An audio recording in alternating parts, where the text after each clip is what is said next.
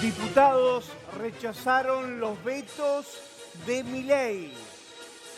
¿Cuándo será el próximo paso del presidente?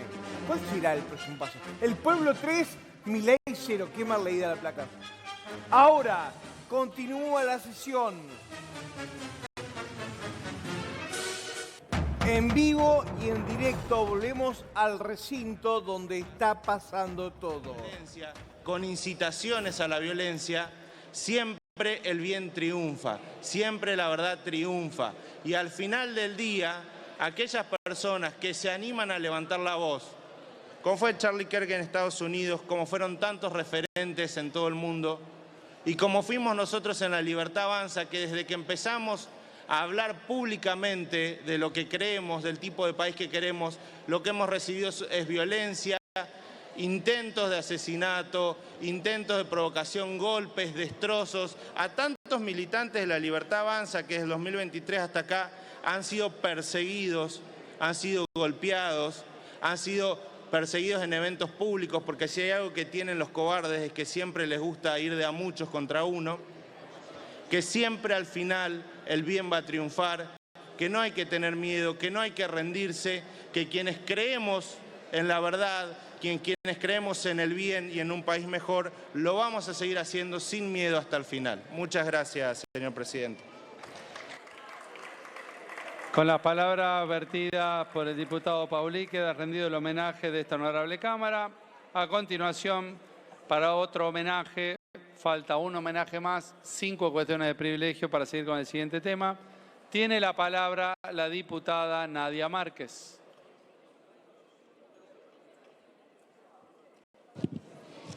Muchas gracias, señor presidente. Quiero rápidamente, pero no por lo corto de tiempo, ser menos enfática en homenajear a todas las escuelas cristianas evangélicas de la República Argentina. Seguramente en las provincias de todos los diputados acá presentes, en muchas de sus ciudades hay escuelas evangélicas y se conmemora el 15 de septiembre de cada año en honor a William Morris, un pastor y pedagogo que se dedicó fervientemente a la creación de las primeras escuelas y colegios evangélicos en la República Argentina. Hoy las escuelas confesionales, en particular las evangélicas, realizan una tarea enorme para la contención, el acompañamiento y también inculcar en los valores judeocristianos. William Morris fue un misionero que llegó a la Argentina en el año 1889 y comenzó la instalación de colegios en los barrios más humildes y más necesitados de Buenos Aires. Él falleció un 15 de septiembre y por eso se conmemora el Día de las Escuelas Evangélicas. Vaya nuestro reconocimiento a tantas como el Colegio Bautista Amen de la ciudad de Neuquén Capital, el Colegio Pablo Besón de Cipolletti, las escuelas rurales evangélicas de Villa Pegüeña, el Instituto La Buena Semilla de Leandro Alem en Misiones y tantos otros colegios más que permanentemente trabajan. Y también, señor presidente, homenajear en este mes, es el mes de la Biblia, porque en septiembre de 1569 se realizó Casiodoro de Reina la primera traducción de la Biblia al castellano. Lamentablemente se sacó la Biblia de las escuelas y ahora se pide ingresar las Biblias a las cárceles. Cuando tengamos más educación en valores en las escuelas, tendremos menos necesidad de llegar a las cárceles porque tendremos menos gente ahí adentro, porque habrá más contención, habrá más valores y más sostenimiento de la familia, que es el núcleo básico de la sociedad. A todas las escuelas cristianas evangélicas, todo nuestro reconocimiento y también al libro más importante de toda la historia del mundo, a la Biblia, hoy nuestro homenaje. Muchísimas gracias, señor presidente. Con las palabras vertidas por la diputada Márquez queda rendido el homenaje de esta honorable Cámara. A continuación, para el último homenaje de esta tanda, tiene la palabra el diputado Julio Moreno Ovalle. Gracias, señor presidente.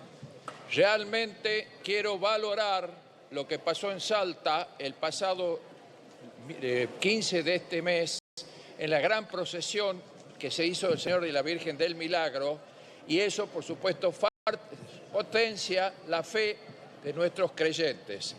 En un esfuerzo de síntesis, la narración del milagro de Salta se centra en un hecho telúrico, el fenómeno sísmico de 1692, cuando Salta fue sacudida por espantosos terremotos. El epicentro del mismo estuvo ubicado en Nuestra Señora de Talavera. Epicentro del mismo estuvo ubicado y sucedió el 13 de septiembre a horas 11, con una réplica el 15 de septiembre del mismo año.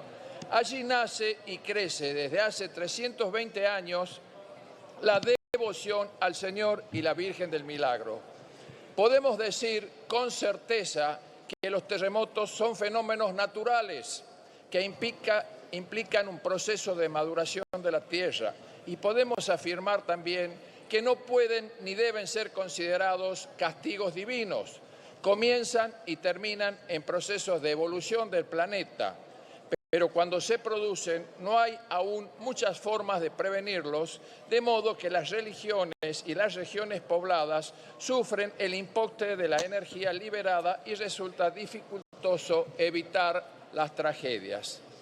Hoy podemos pensar que el milagro fue la expresión de fe de la gente que sobrevivió el terremoto y pudo encontrar un camino y respuestas en la imagen intacta de la Purísima Virgen, ahora llamada del Milagro, y en aquel Cristo crucificado. Hablamos constantemente de los peregrinos como eje del milagro. Ellos son el nuevo rostro del milagro. La gente vibra con la presencia de las imágenes del Señor y la Virgen del Milagro, pero nuestra mirada está centrada en la llegada de los peregrinos.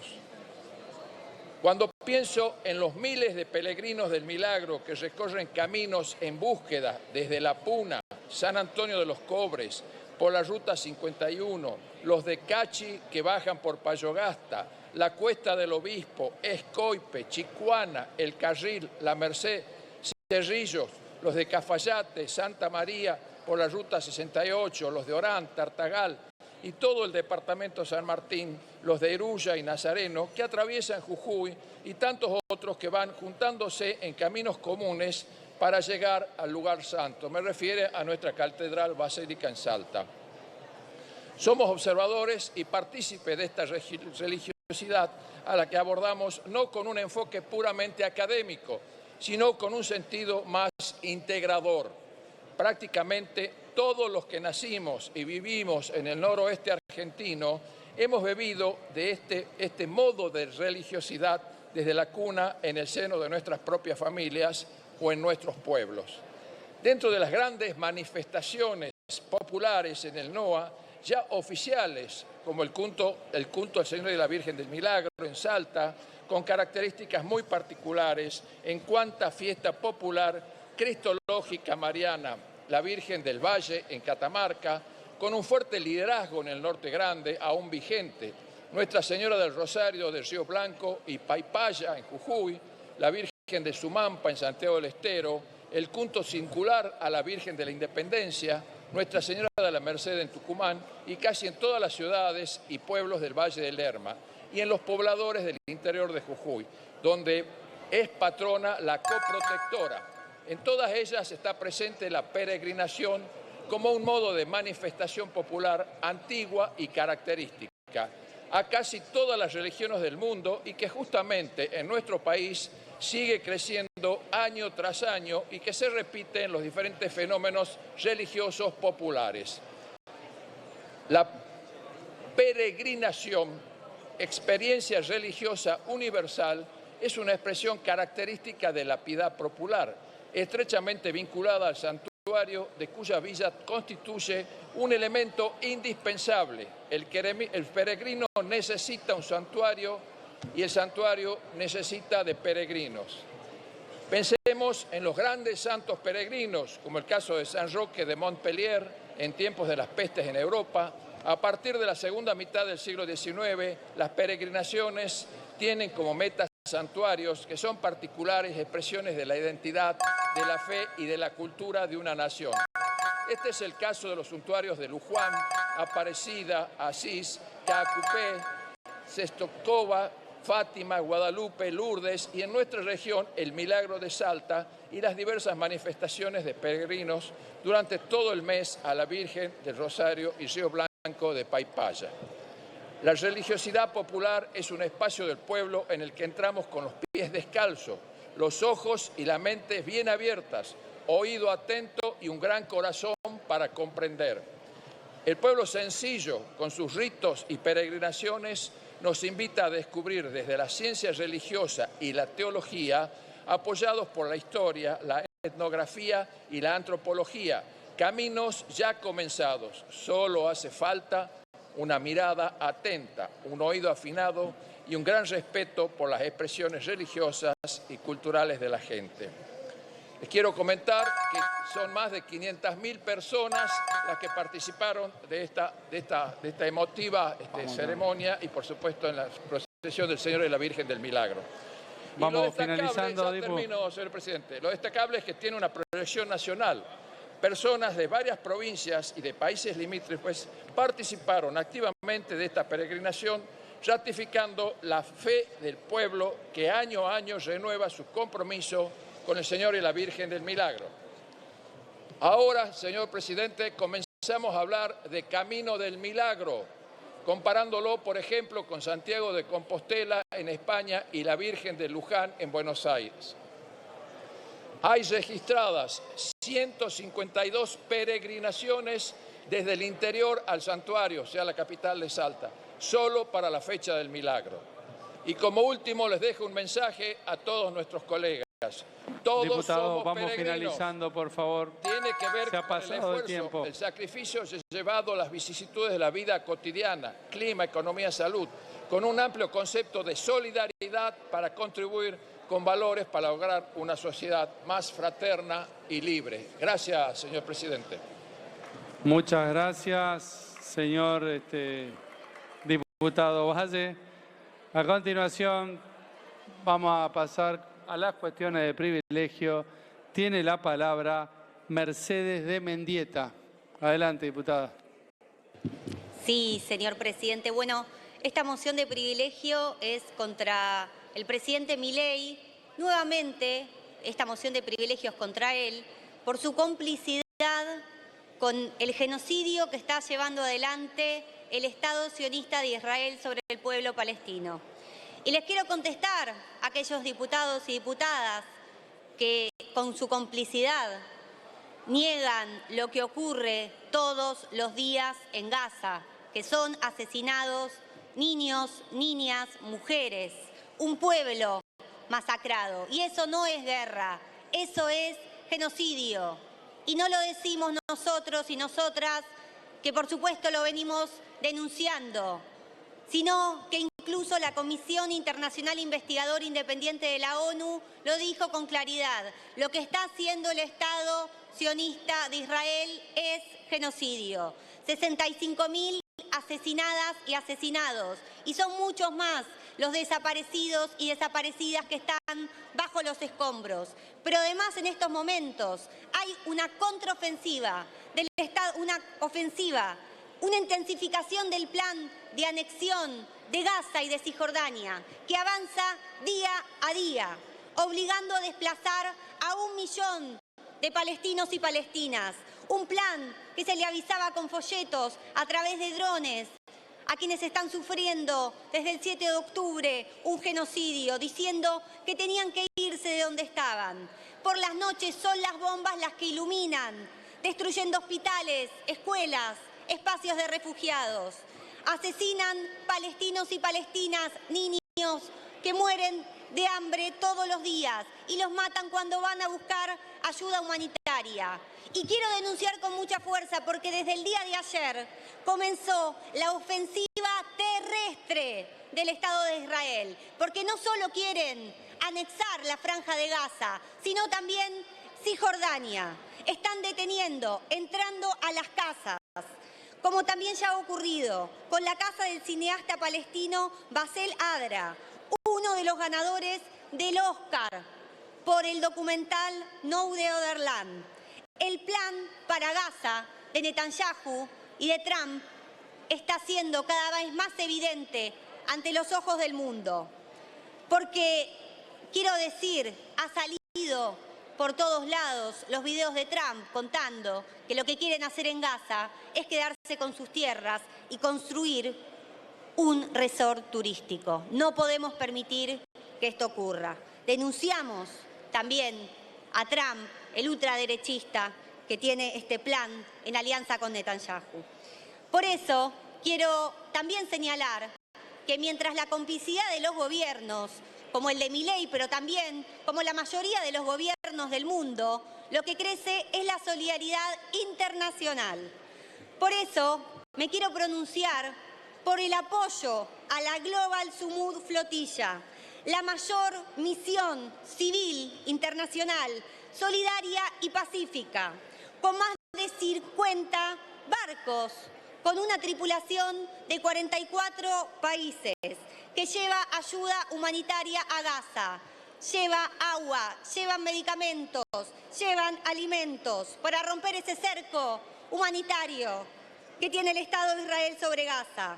Y participan, por ejemplo, de esa acción Greta Thunberg, junto a la exalcaldesa de Barcelona, Ada Colau, y también el nieto de Nelson Mandela, y entre otros tantos activistas, diputados, diputadas, referentes del mundo, que hacen lo que no hacen los gobiernos. Por eso, orgullosamente, para aquellos y aquellas que dicen que tendríamos que ir a Gaza, les quiero contar que estamos poniendo el cuerpo a eso, y por eso el diputado Juan Carlos Giordano, junto con el ex legislador Ezequiel Peresini, mis compañeros de Izquierda Socialista y de la Unidad Internacional de Trabajadores y Trabajadores Corte Internacional, junto con la compañera Celeste Fierro, están siendo parte de esa flotilla humanitaria, de esa flotilla que intenta llegar a Gaza. Vamos a empezar, Miguel, a repasar lo que ha sido un miércoles negro, por decirlo de alguna manera, para el gobierno. El doble veto, la venta de dólares. Algunos que han votado siempre a su favor, hoy votan en contra. La verdad que un miércoles para el olvido para Javier Milei. Sí, todos los goles en contra del Hoy gobierno. hoy juega River, Miguel, tranquilo. Sí, porque es perder en varios escenarios. En el Congreso ya pierden en diputados todo lo que tiene que ver con la votación por la ley para emergencia pediátrica y lo que tiene que ver con universidades. Y después, lo que para muchos fue una sorpresa, la cantidad de votos que superó ampliamente los 2/3 y que incluso tuvo, por ejemplo, a los Penato votando en contra del gobierno de Milei. Presten atención. Sí. ¿Lo querías presentar? No, iba a adelantar eso. Dale. Lo tenemos para mostrárselos cómo fue ese momento. Los Penato y después el enojo de Ritondo. Para el que no entiende, es Ritondo el que maneja la pelota, por allá que estamos en términos futbolísticos, de la Libertad Avanza dentro de la Cámara Baja. Es el jefe exactamente. del PRO. No solamente el jefe, más allá del que el título lo tiene, sino el que tiende puentes, hace, genera relaciones. Es una persona de ese estilo. Es un armador. ¿no? Exactamente. Es un armador, es un articulador y tiene la responsabilidad, claro, no solo de ir manteniendo unida la tropa del PRO, sino también sumar más aliados de lo que se conoce como oposición dialoguista para apoyar al gobierno. Y esto es como un fracaso muy grande, porque no es solo de perder un aliado, sino perder a alguien propio. Te cambio de deporte, te llevo del fútbol al tenis. Sí. ¿Te imaginas a Milei hoy en Olivos diciendo qué mal la estoy pasando? Sí. Por todo. Por este contexto y sobre todo por la gente propia que fue perdiendo. El voto de los Penato, el festejo y el enojo de Ritondo. Lo vemos, dale.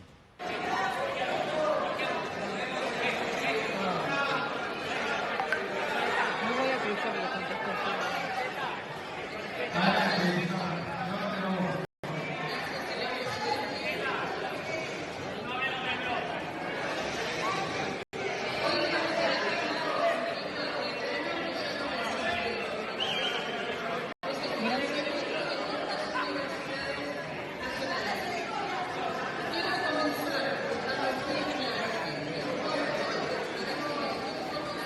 Para los que no entienden o no reconocen las caras, está Yudici. Déjalo que después explota Ritondo. Está Santilli, está Iglesias, ayúdame, Miguel. Sí, sobre todo Finocchiaro, lo que tenés ahí es dándose vuelta a Ritondo. Es como tener al jefe que se da vuelta sorprendido de lo que está diciendo Los Penato que va a votar. Porque Los Penato lo que dijo es, esto es votar entre lo peor y algo mucho peor. Eso es lo que dijo. Exactamente, y algo que no se esperaba. Pero es sorprendente ahora lo que van a ver del enojo de Ritondo, de la calidad del enojo, de la discusión fuerte, sabiendo que ahí te graban con un celular. Sí, que quedas expuesto y además lo que se está mostrando es todo lo que tiene que ver con esta pérdida de la capacidad de poder tener la cohesión del bloque, del PRO, apoyando al gobierno. Vos ya tenés a... por ejemplo, María Eugenia Vidal, que es del PRO, que se abstuvo. Sí. Después alguien cercano al PRO que se abstuvo, que es López Murphy. Los Penato votándole totalmente en contra. Bueno, es una derrota gigante del gobierno. Y otra cosa que mencionábamos recién, también lo que ocurrió es que hoy, por primera vez, lo que hizo el Banco Central es intervenir para tratar de parar un poco el aumento del precio del dólar. Mati, claro, pues llegó al techo. ¿Al gobierno le quita el sueño todo esto? En principio no, pero te digo en principio cuando vetaba y vetaba y vetaba. Yo creo que después de lo que pasó la semana pasada, el 7 de septiembre, y dado justamente cómo bajó el tono en la última cadena nacional el presidente Javier Milei, esta doble derrota más la manifestación en la calle, creo, y aparte digamos la reunión de la mesa chica del gobierno con las caras que salían los integrantes de la misma. Me parece que sí, que ya le está empezando a preocupar. Fede, lo caratulabas como un miércoles negro. Mañana va a ser un día complejo también, porque en el Senado se va a tratar la ley de ATN. Y a mí realmente me sorprende esta discusión acerca de los ATN, porque no implican un gasto mayor. ¿Qué son los ATN? Para que la gente no transferencias sabe. Para las provincias. Pero lo que tiene este jueguito de los ATN, hace un ratito hablábamos del látigo y de la billetera, es que muchas son discrecionales. Entonces, el gobierno tiene la capacidad de mandarle a uno porque es amigo y me va a votar a favor, mandarle a otro y negociarle. La que más recibió Lo ahora que buscan, Misiones, por ejemplo. Claro, porque se trata justamente de envíos que se hacen por emergencias. El problema es que muchas veces no se cumple con una emergencia y se hace de forma discrecional para recibir algo a favor o algo justamente como favor. Sí, la ley acá sancionada lo que permite, si es que se voltea este veto, es que pueda transferirse de manera inmediata el dinero que le corresponde, claro, inmediata, automática, el dinero que tiene la nación y que le corresponde a las provincias y que deje de ser discrecional. Mañana se vota y ahí en el Senado tienen mucho más que los 2/3 en general, con lo cual puede tener el gobierno otra nueva derrota. ¿Qué le preocupa? En general al gobierno no le preocupaba tanto perder con el Congreso, porque los trataba de ratas, roedores, que eran un desastre. El problema es si eso